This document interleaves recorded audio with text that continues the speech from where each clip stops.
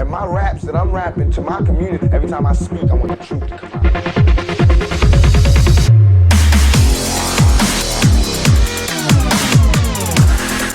I'm not saying I'm going to rule the world or I'm going to change the world. WorldwideEntertainmentTV.com, official media platform for the Legacy Park home of the new Tupac statue. A lot of people might think, oh, well, the family's so against this film because they didn't produce it. They don't have anything to do with it.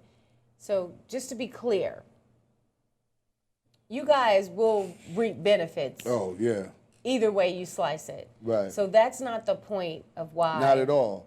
Like, I'm really hurting us financially because I'm not supposed to say anything, right? If I don't have nothing good to say, I'm not supposed to say anything because we're going to benefit from it. Right. You know, we have a deal in place. So, of course, you know, the family's going to benefit from it, but that's not the point. The point is the family didn't we didn't support it. You know, we stood against it, and we wanted to make a statement in unity, in unison, because we wanted to have more participation in the way the story was going to be told. And they never acknowledged us during the storytelling part of this production. They never acknowledged our participation. They never granted us any respect.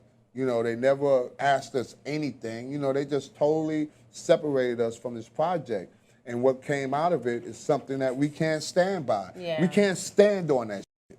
You know what I'm saying? So we can't stand on it. To the art of storytelling, what is the difference between All Eyez On Me and the film that you plan on releasing soon? The difference is telling. The difference is as different as night and day. The story that I'm telling is a very unique story from my perspective. It has a lot to do with my character and personality as well as Tupac's. It has a lot to do with our life together, the stuff that we went through together. You know, a lot of it is the story is about him, but it's told from my point of view. So there's a lot of me in the story. And then I created a profile who I think killed Tupac.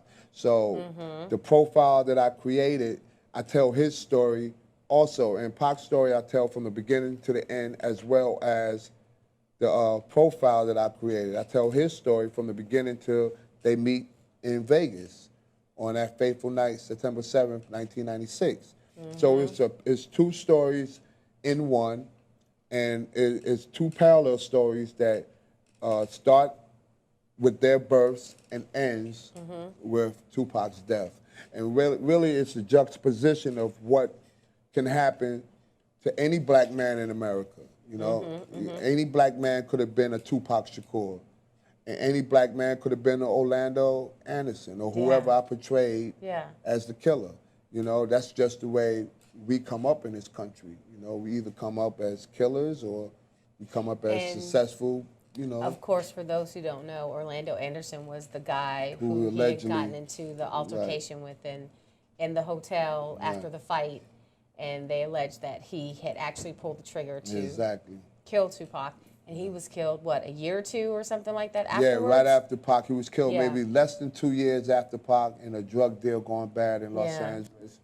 And he always denied it, but, you know, a lot of people believe that he had a lot to do with it. I tend to believe that he didn't kill Pac because I got information from very reliable people. Even if we let Suge Knight tell his story, he's saying that Orlando Anderson didn't kill Pac. Right. So I think we can weed him out altogether, you know? Right. So that's not how the story is portrayed. The way I portrayed this, like I said, I created a profile of who did it.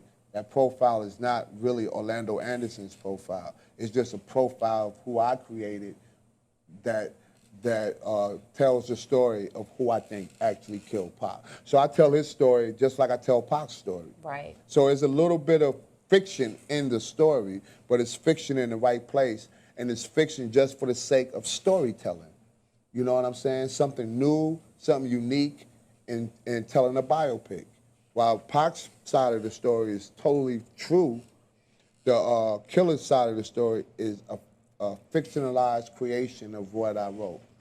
And of course you're keeping it fictional because to this day, realistically, lawfully, they still have not arrested anyone. Exactly. In Tupac or Biggie's Exactly. death. Exactly. Let me ask you before we wrap up this segment, who do you think killed Biggie? I really don't know. I can only speak on what I read. And I read... do you think it was in retaliation to what happened? It makes to sense Pac? that it would be in retaliation, yes. There's a lot of... To me, there's a lot of truth to what is alleged could be in retaliation, you know? And, yeah, I think so. I definitely think that Big was killed as a consequence of Pac being murdered. And with the loss of those two stars, what do you think that... I think we how lost. did that affect Man, the I game? wish that would have never happened. I swear to God, I think about that every day. That's like hip-hop's nightmare. You know, that's our nightmare that we have to live with for the rest of our lives. And it really just indicates how, you know, how precious life is and how it's important for black men not to be so quick to kill each other, you know? And it's just a lot of commentary that can go with that, with those two deaths. I can write about that all day, all night. Yeah. And it's just hard to talk about. Like, they're so young. Yeah. And when you really look at it from, I mean, Pac was what, on his 4th album? Biggie was on, what, his 2nd? Second. And what's really crazy is that if they had a chance to talk, that shit would have been squashed. Because all Pac wanted to do, really, and he told me this on many occasions, was give Biggie a one-on-one. Yeah. He just wanted to fight him one-on-one, man-to-man, mano-mano. You know what I'm saying? That's all he wanted. And once, because like I said, he never held a grudge. Pac wasn't a grudgeful, vengeful type of guy. You know, once he got it off his chest, that's what it was, and that's where it stayed. Did Pac really mess with Faith, or was that just a rumor? Pac never lied on his Okay. There you go. That's as plain as you can put it. Yeah, that's the best way I can put Okay, and it. no need to really. No need to really, yeah. Yeah, Pac, you know, he just wasn't that kind of guy. You know, he didn't lie on his dick, so there's no reason for me not to think that that didn't happen. Right. But out of respect to Faith, you know, I never want to nice try lady. to exploit that, you know, because, you know, she never done anything wrong. She ain't had nothing to do with it. And you never know what was going on in Right. her Who house knows, and, you know? what the situation And may also, have she been. has children, man. I respect her life, and I salute her. You know, she has been nothing but a great example to young black women. Absolutely. You know? And God bless her. You know what I'm saying? Absolutely. No disrespect to Faith at all. So when we come back, we're going to give people an outlook on how they can stay in touch with the movement, different things you have going on, and the time frame in which we can expect to see your film come out. Yes. And why you shouldn't see All Eyes on Me. So don't move. We'll be right Okay, yeah, let's get to that. Right on. All right, Sytonnia here with the TST Network, about to wrap things up with Billy, Right. Tupac's cousin in the building. Of course, All Eyes on Me coming out soon. And why, I mean, you don't want to take anything away from anyone. Of course, you've made that clear. Right. But at the same time, it's also been heavily established that the family does not support this film or has anything to do with it. Right. Why should people see it? Why should they not see it? Well, let's put it this way. I will answer this question like this. I think that if you're a fan of Tupac Shakur and you want to participate, or no, if you are a fan of Tupac Shakur and you want to get, you want to see a story that you probably already know, go see the movie. I'm not going to encourage no one to not go see it. You know, I don't want to do that. I've done that already. And I think that was a mistake when I did it before. I'm not going to apologize for it, but I'm not going to continue to do it. Right. So right now, I'm just going to say, I'm going to leave it up to the fans. If you want to see it, you know, be my guest. Go see it. We all have a right to do what the hell we want to do. Right. And I'm not going to sit here and tell you and disrespect your intelligence by telling you not to go see it. You know, you go see it if you want to go see it. If you want to support it, support it. On the other hand, I don't intend to see it until it comes out on Comcast or until it comes out on HBO. Not even DVD. I'm not going to pay for it. Wait. I'll pay for it when it comes out on HBO in my subscription because I already got HBO. So I'll pay for it when it comes out on HBO. But like I said, I'm not going to discourage any fan from going to see it. If you want to see it, be my guest, and God bless you, you know. And thank you, because we do get a piece of that. You know, right. So. And so, of course, if you want to see it, you can see it. Yeah. And if you want the full story. Yo, if you want to see a story that is entertaining, creatively sound, very entertaining, very unique, authentic, you know, just, you know, expect to see my story. Also, you know, we also in the process of creating a series that's going to chronicle Afeni's life and the Shakur tribe and where that came from, and Afeni's era with the Black Panther Party, the era of the Civil Rights Movement, J. Edgar Hoover, John F. Kennedy, Martin Luther King, that whole entire era, that American history that is not too much portrayed on television or in the theaters. But we're going to give it to you from Afeni's lifestyle and from the lifestyle of the Black Panther Party, which is a very, very part of our history, very, very important story to tell. And I wrote a pilot about that, and we're in the process of shopping that story right now. So that story will see the light of day soon, hopefully also. So we're going to actually franchise the story of my family's contribution to civil rights and my family's contribution to music, you know, and I can't wait, man, because there's a lot that you guys are going to know about, and you're going to get a good, in-depth peep of what we went through as children growing up, and, you know, it's just a very, very important story to tell, and I can't wait till you guys see it, really. Well, I think you're, you know, very brave, and what you're doing is commendable. Like, I mean, somebody's got to tell the real story, and somebody's got to keep the legacy going. Thank you. And there's so much to it and so many layers to it, and I think that with what you're doing, we probably, you know, 20, 30 years down the line, we will actually have it all. Yeah, we will. From the perspective of him and his mother. Yeah. And just the Shakur, that whole, just the whole being of it. Right, man. Because it's so deep. It's so many layers. Yeah, and can I say this, like, to the fans, right? You know, you won't know anything about Tupac until you learn who Afeni Shakur was. And once you learn who Afeni Shakur was and what she was to us and what she was to her son and her daughter, then you'll get a better perspective of who Tupac Shakur is and who he was. And that's what's missing out of this film.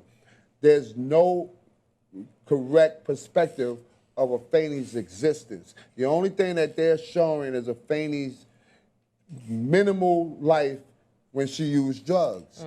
You know, that seems to be the only part of their story of her story. Man, forget about it. Man, that was a piece. That was like a very small piece, and even at that time, a sensationalized piece. Even at that time, she was still an exceptional human being. Like, you know, people might get the visualization of Afeni being some drug addict that was compromising, you know, who was strung out at all times, you know, walking around unkept. No, Afeni was a boss. I think he summed it up in his song, Dear Mama. Yeah, like, you know, I mean, completely. seriously. And then you have to look at this woman like, to do what she did with his estate and just everything afterwards. Wow. Like, it just lets you know what she really kind of woman this woman was. The intelligence, she's so profound, the history there. Like, she really stepped up like a warrior and showed people exactly who she is, who her son is and was. And there's so much more for us to learn from that woman, man, she was so influential in my life. Like, she was our hero, man. I mean, she was a star. The way, I mean, my gosh, it's so funny because months ago I was catching up on some documentaries that have been done because his story is just one of those, like, people will keep telling it until they get the full story. Really? And to see what he had when he died versus what she was able to get, you know, posthumously, it's like the lady was bad. That's right. She knew what she was doing, and she had the resources, and she knew who she needed to go after. That's right. And that courage, and to just, she took on the big boys, and she won. Did, and she won. And what she did, right, with his money, all she did was charitable work. Absolutely. Her passion was the Tupac. And isn't there like an art center here? I was just getting ready to go into that. Like, her contribution to Pac's legacy is the Tupac Shakur Center for the Arts in Stone Mountain, Georgia. And this is a place that she opened up in 2005 with her own money. She bought the land. She spent a great deal of money on the land. She didn't ask the government or the state for any help. She spent her own money and proceeds from Tupac's albums. And she decorated the place, upgraded, made it beautiful, made a huge, beautiful peach garden. And that place was a haven for young people to learn skills in the arts. And she did such a great job with that center that we actually have alumni students who went on to become artists in their own right. You know, and she did that with just her money. She didn't have to do that. She could have went to some island and lived like she wanted to, and nobody would have been mad with her. Done nothing. Nobody could have said it, but no, she wanted to. Her passion was working with children and helping children. And she contributed so much to that community, and I'm so proud. And my raps that I'm rapping to my community, every time I speak, I want the truth to come out.